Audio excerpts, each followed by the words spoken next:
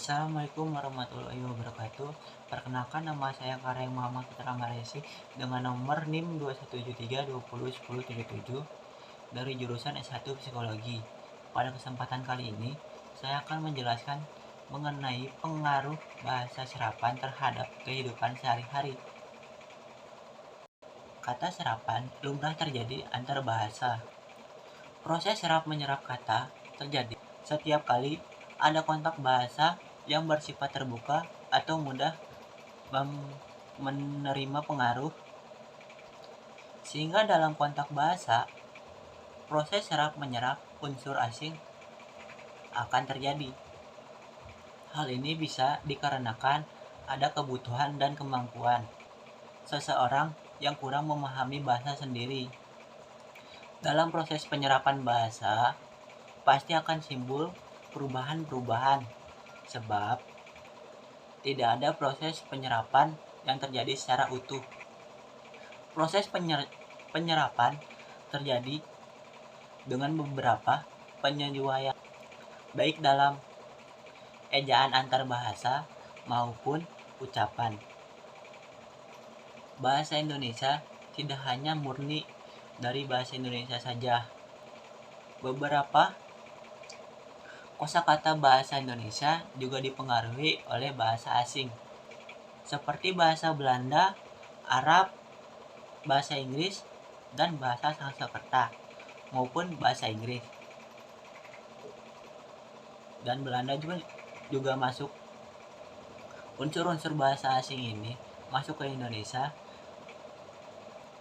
ketika bangsa Indonesia mengalami unsur-unsur asing telah menambah sejumlah besar kata dalam bahasa Indonesia berdasarkan taraf integrasinya. Unsur pinjaman dalam bahasa Indonesia dapat dibagi atas dua golongan besar, yaitu pertama, unsur pinjaman yang belum sepenuhnya terserap ke dalam bahasa Indonesia seperti reshuffle, long march, dan lain-lain. Unsur-unsur ini dipakai dalam konteks bahasa Indonesia, tetapi pengucapannya masih mengikuti cara asing. Yang kedua, unsur pinjaman dan penulisannya disesuaikan dengan kaidah bahasa Indonesia. Dalam hal ini, diusahakan agar ejaannya hanya diubah seperlunya, sehingga bentuk Indonesianya masih dapat dibandingkan dengan bentuk asalnya. Misalnya saja seperti sentral menjadi sentral, accommodation menjadi akomodasi, rhythm menjadi ritme, scenografi menjadi scenografi. Selain kata-kata itu, masih banyak lainnya.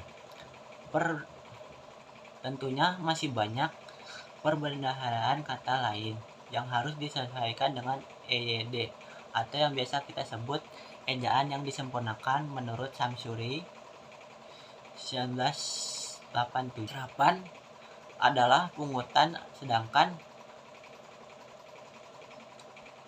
menurut Kridaksana tahun 1985, memahami kata serapan adalah pinjaman, yaitu bunyi, fonem, unsur gramatikal atau unsur leksikal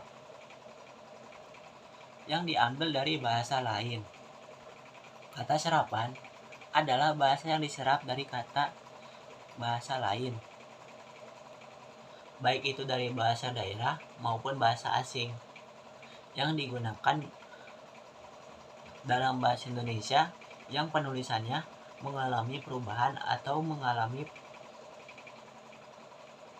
atau tidak mengalami perubahan. Oke.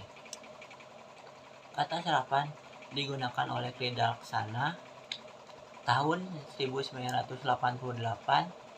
Beliau menyebutkannya sebagai loan words atau yang bisa disebut kata-kata pinjaman.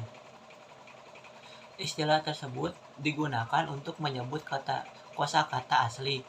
Kosakata serapan merupakan kosakata yang diambil atau diserap dari satu bahasa donor dengan penyesuaian kaidah yang ada dalam bahasa penyerap.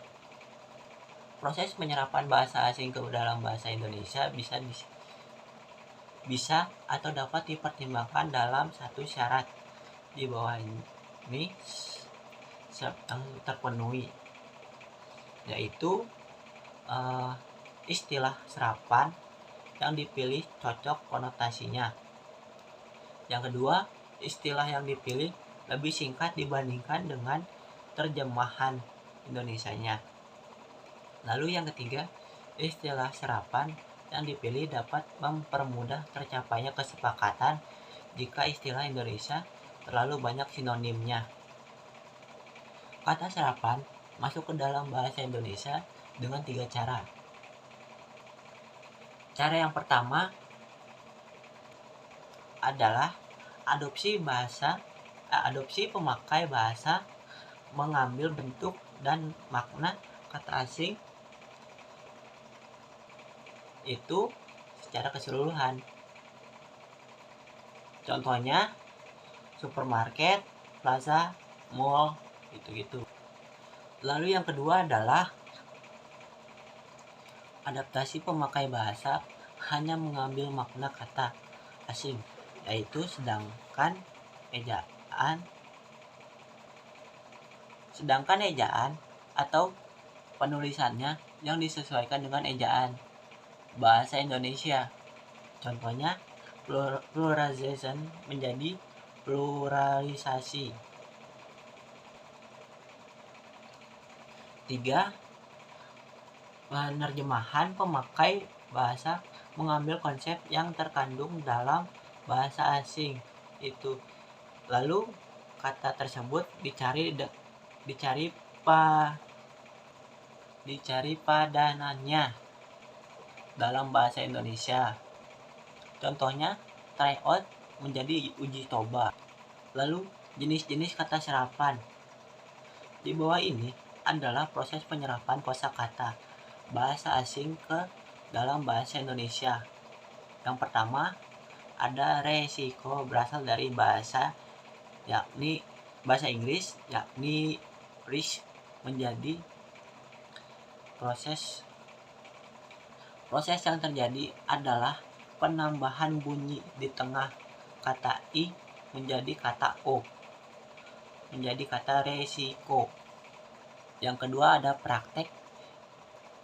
Kata praktek berasal dari kata bahasa Inggris, yaitu practice ya. Proses yang terjadi adalah mengubah bunyi e menjadi bunyi k, baik di tengah kata maupun di akhir kata, menjadi praktik. Lalu yang ketiga, subjektif. Berasal dari bahasa Inggris, yaitu subjektif. Proses ini mengubah bunyi y menjadi bunyi e, menjadi bunyi j, dan mengubah bunyi e menjadi bunyi k, menjadi subjektif. Yang keempat ada kata takwa. Berasal dari bahasa Arab. Proses yang terjadi adalah mengubah bunyi q menjadi bunyi k, yaitu menjadi takwa. Lalu yang kelima ada kata hierarki. Berasal dari bahasa Yunani, yaitu dari kata hierarchia. Proses yang terjadi adalah mengubah bunyi ch menjadi bunyi k, dan penghilangan bunyi a menjadi hierarki. Kesimpulannya, yang pertama, kemampuan menulis atau kegiatan komunikasi berupa penyampaian pesan informasi secara tertulis kepada pihak lain. Lalu yang kedua, unsur serapan adalah kosakata yang dipinjam dari bahasa asing dengan melalui proses yang ditetapkan oleh kaidah yang berlaku menurut ejaan yang disempurnakan. Lalu yang ketiga, kebanyakan penulisan unsur serapan yang salah dipilih oleh masyarakat adalah unsur serapan yang selalu dipergunakan dalam kehidupan sehari-hari. Kata kata serapan atau bahasa serapan yaitu sangat berpengaruh sekali bagi kehidupan di masyarakat ya. Dengan menggunakan kata serapan